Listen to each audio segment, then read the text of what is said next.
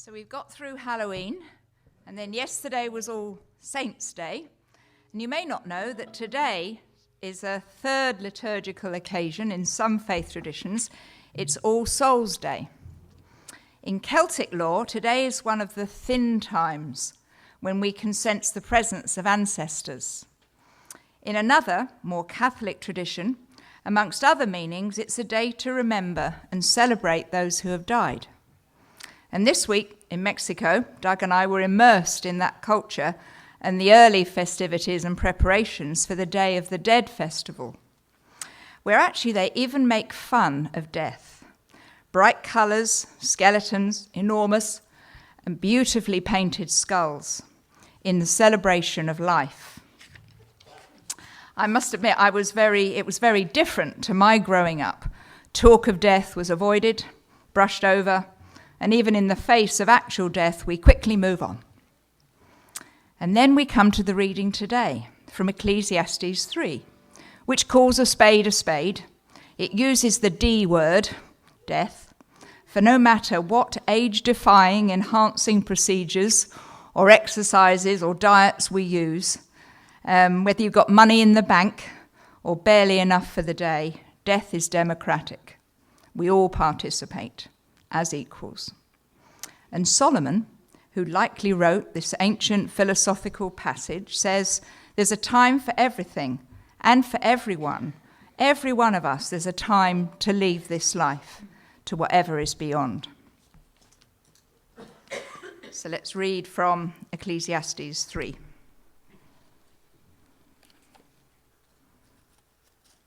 Using the real thing today.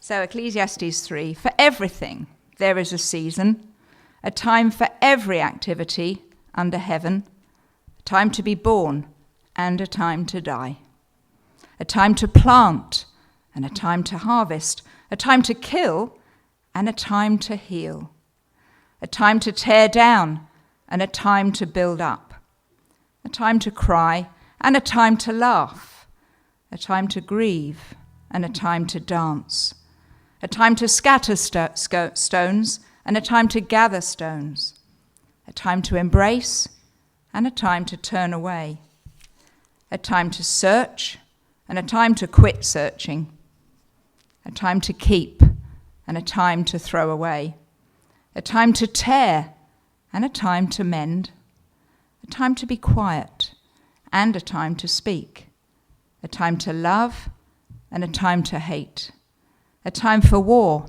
and a time for peace.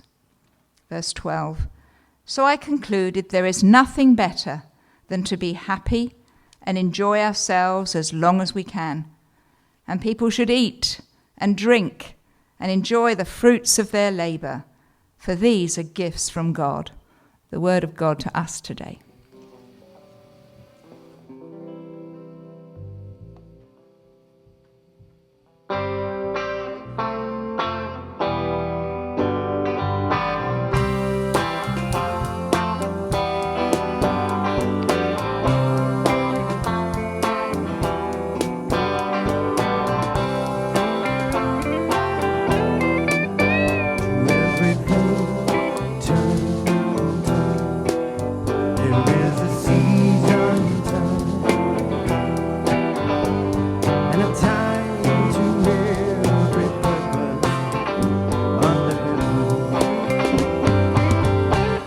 A time to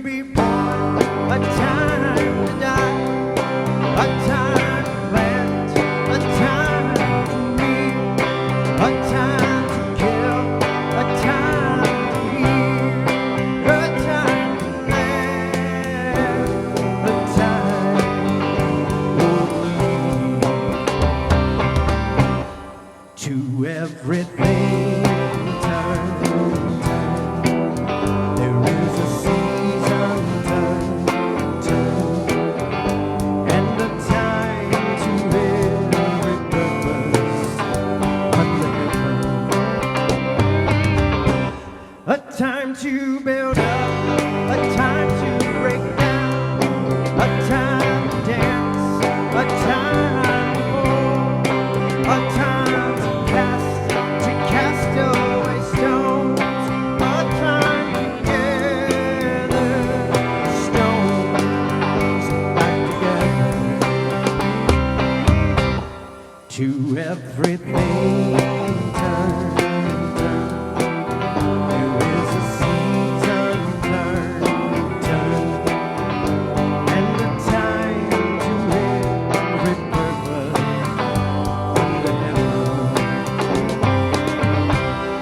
A time to love, a time to hate, a time of war, a time of peace, a time that you may embrace, a time to refrain from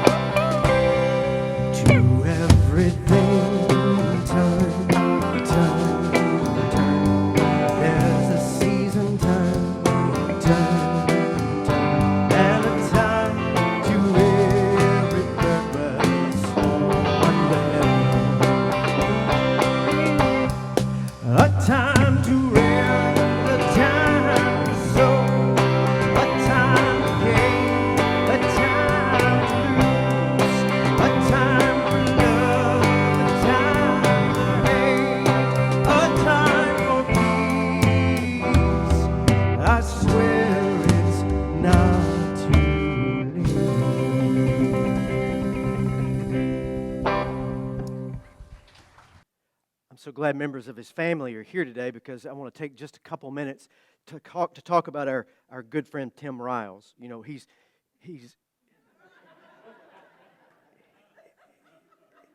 much more than a drummer. He's a graphic artist. He's an insurance appraiser. He's a home builder. He's a handyman extraordinaire. He's a disaster response agent. He's a boat captain.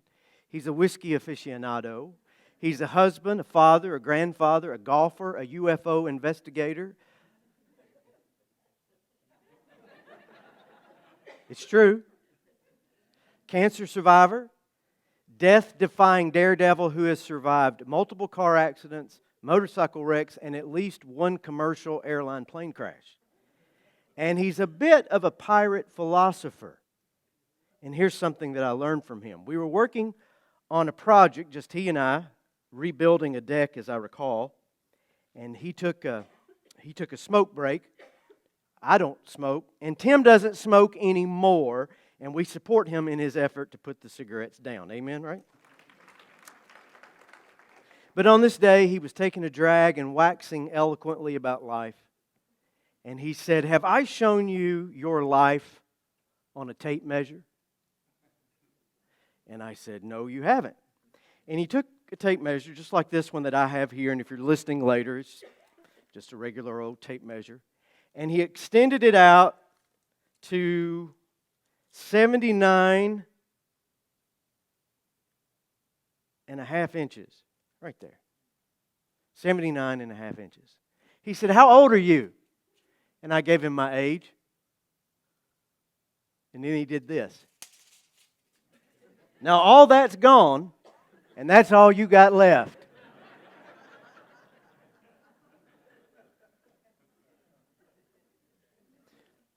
It sort of sobers the mind. So if you convert inches to years, 79 and a half years is now the life expectancy for someone in North America. We're up a few years. That number was moving retrograde during the COVID-19 pandemic, but now we're back up to 79 and a half years. That's what we have, and I'm holding right here 79 and a half inches. And so let's say that you are like Ricky Stanfield and turned 35 yesterday.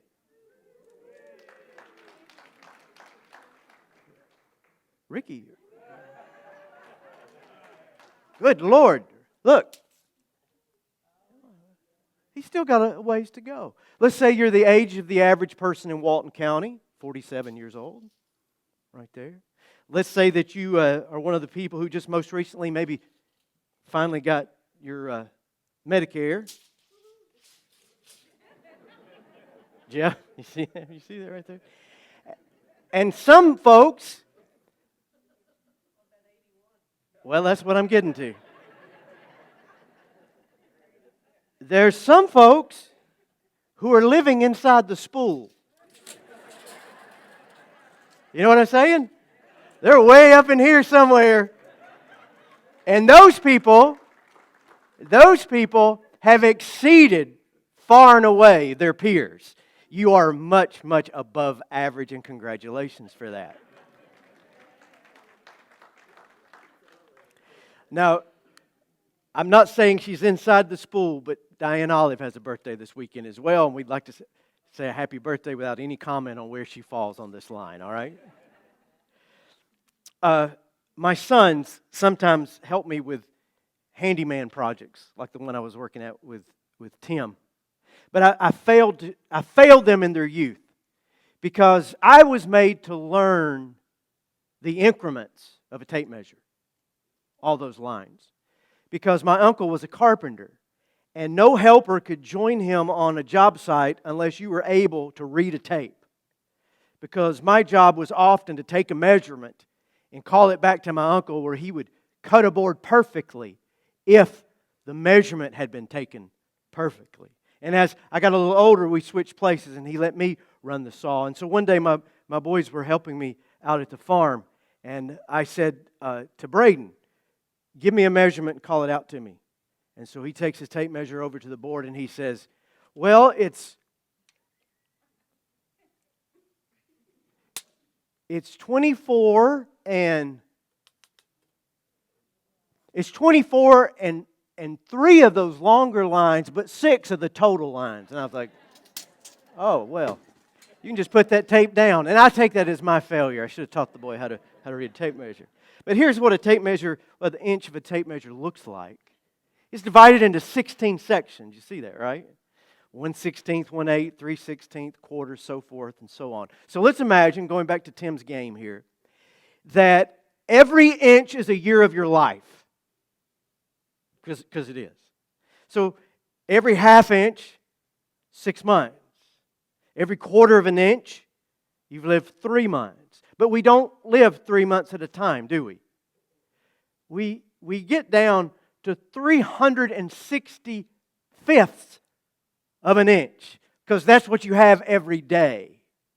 And that is so fractional, I can't even show it to you on the screen. I wouldn't even be able to pick it out on a tape measure. And it gets real close to what Everett Dickerson said 2 generations ago. A billion here, a billion there, and pretty soon you're talking about real money.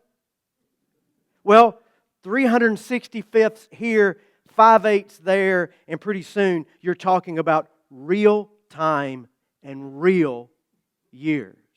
And I've shared Tim's thoughtful tape measure trick with you today, not to get you down, not to make you gasp at how little time is remaining in your life, though it is a perspective that can sober your mind. I've shared it with you today to hopefully drive this one point home.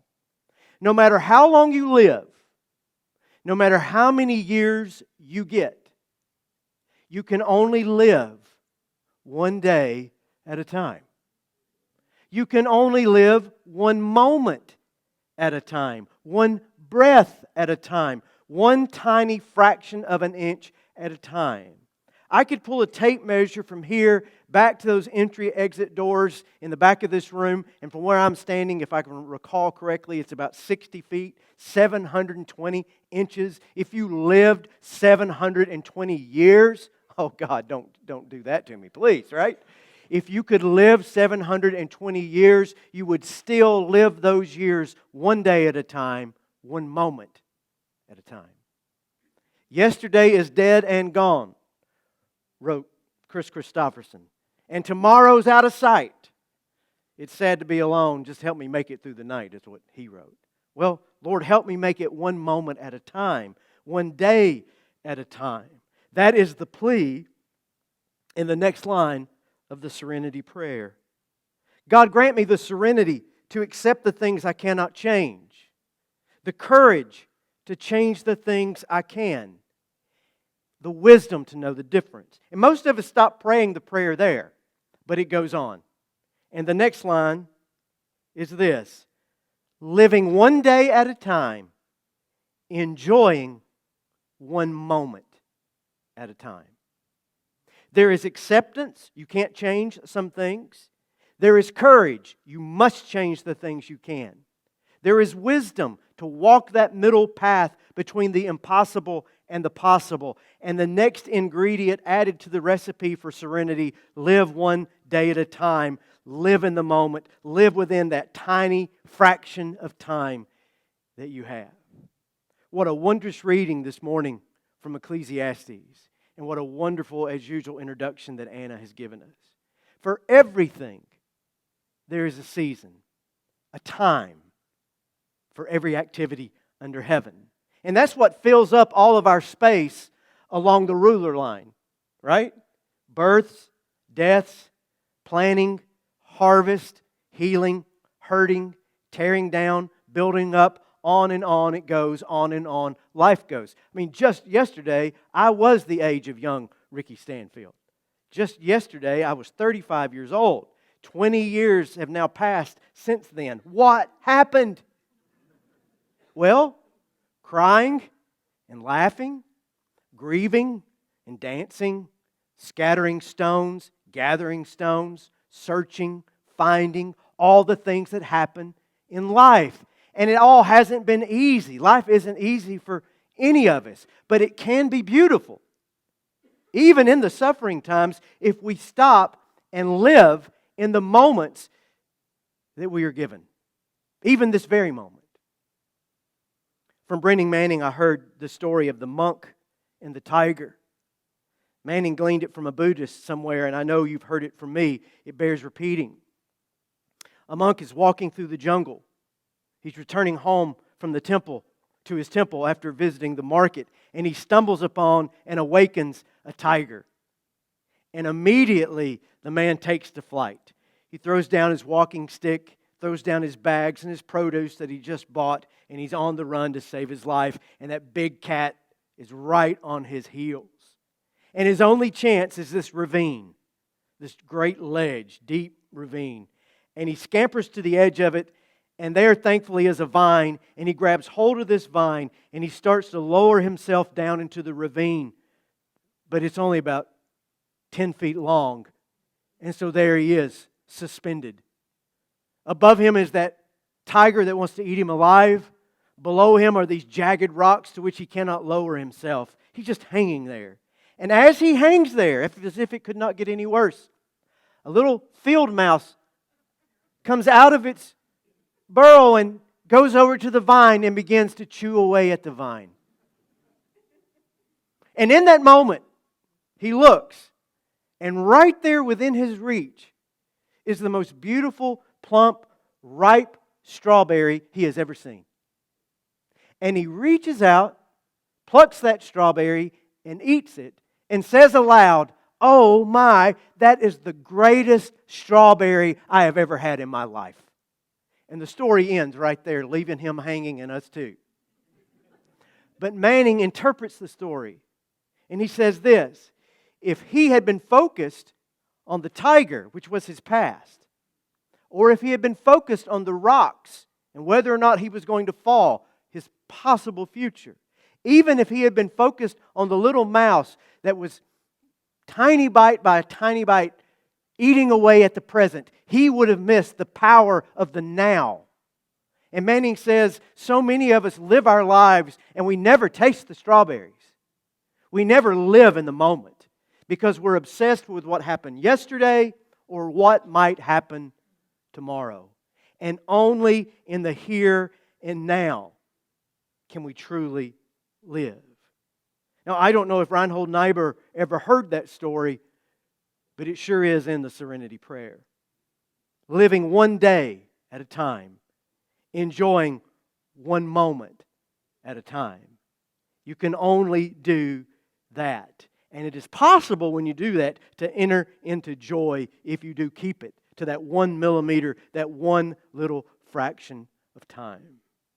So Zen monks, Brennan Manning, Tim Riles, the Serenity Prayer, the writer of Ecclesiastes, their conclusions are all the same. In our text this morning, verses 12 and 13, so I concluded that there is nothing better than to be happy, enjoy ourselves for as long as we can, And people should eat and drink and enjoy the fruits of their labor, for these are gifts from God. I'm not put off at all by the general angst of the book of Ecclesiastes. Because in the end, the writer finds some real meaning for life, and his prescription is simple. Good food, good drink, good friends, oh good God. That's all you really need. And anybody in the world can have those things. Good food, good drink, good friends, and a good God. Now, this could sound like hedonism. Do you know that word? Hedonism is one of the oldest psychologies known to humankind. There was a whole school of hedonistic thought and practice in ancient Greek, and it's very much alive today. Hedonism posits this solution for living your life or something close to it. Given that human life is so short, and given that human life is so vulnerable and prone to suffering, and given that human life is more enjoyable when you are doing enjoyable things, then enjoying yourself, seeking pleasure, should be the highest ambition of one's individual existence. Gratification, instantaneous and continuous, is all that should matter. Now, I've butchered it somewhat, but that's the crude analysis. And if you don't like that analysis, just look at the world in which we live. And there's all kinds of hedonism. Practical, philosophical, ethical, blah, blah, blah. But hey, it sounds great. Maximize your pleasure, minimize your pain. Sex, drugs, and rock and roll. If it feels good, do it. Isn't that what the writer of Ecclesiastes is saying? Not really. Because hedonism is a dead end. It's good to have a good time. But chasing that good time can be a lot like a hamster on a wheel. The chasing takes over. One does not live in the moment when one is already thinking about what is next on the party bus. And like addiction, it takes more and more of the substance you are craving to do the trick. And like addiction, hedonism hurts the people around you. It is completely irresponsible. When you prioritize your personal enjoyment, your desires, your wishes, your ambition, with no thoughts for others, you might be having a good time, but you're not going to be much of a good partner, spouse, neighbor, or friend. To live only for yourself is selfishness. It is narcissism. And much of what we call freedom in our own culture today isn't freedom at all. It is merely a license to do as we please without suffering the consequences of those actions. I'm not moralizing. I'm pointing to the fact that if you are only in it for a good time, your life is going to be small, shallow, and self-defeating. Living one day at a time, enjoying one moment at a time, is not hedonism. It is focused, intentional, immersive living. It is giving all the time that you have and all the energy that you have to the present. It is being present in the present. Are you able to do that? It's difficult because most of the time we're already somewhere else in our minds, aren't we? I started drinking coffee when I was working on my master's degree to push through those study sessions late at night. My parents didn't drink coffee. It wasn't even in our house. How did that happen? And I drank it when I was young for the buzz, for the caffeine shot.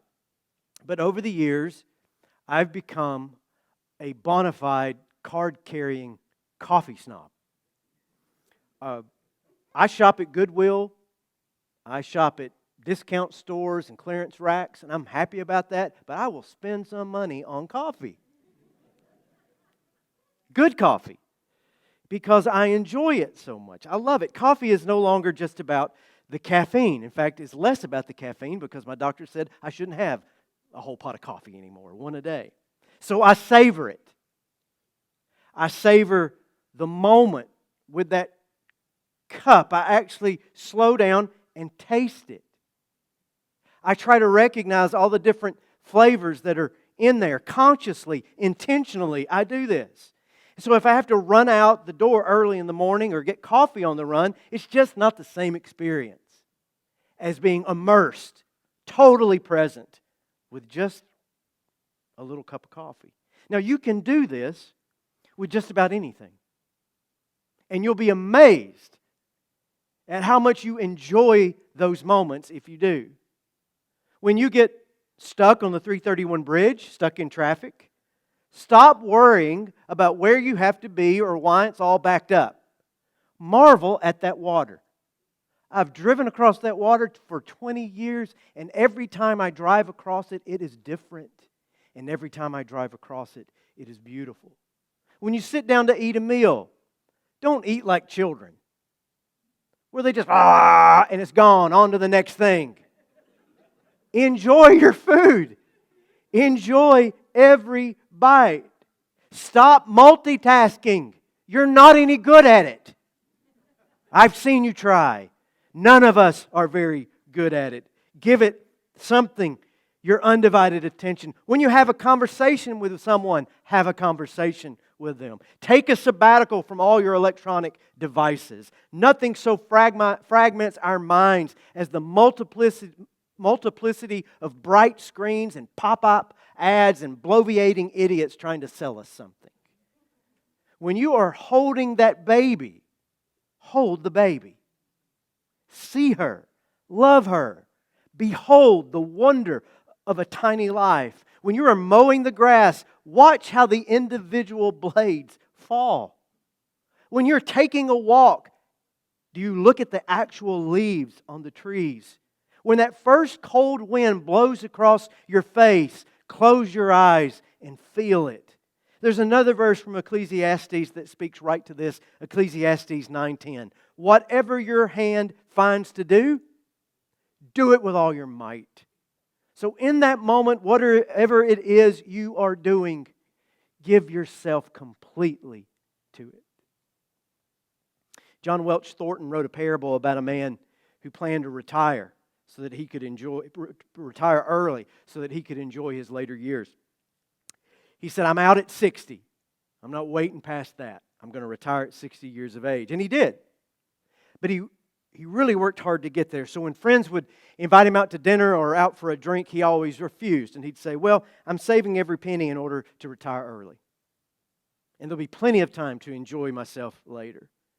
And he kept his head down and his shoulder to the wheel, and he steadily advanced up the corporate ladder. He made good money, and he stockpiled a hefty retirement fund. He rarely took a vacation. He was going to save his pennies, for he knew that when he retired, he would see the world. He had plans to go on safari, to go to the Grand Canyon, Niagara Falls, everywhere. His long-suffering wife finally accepted all of this.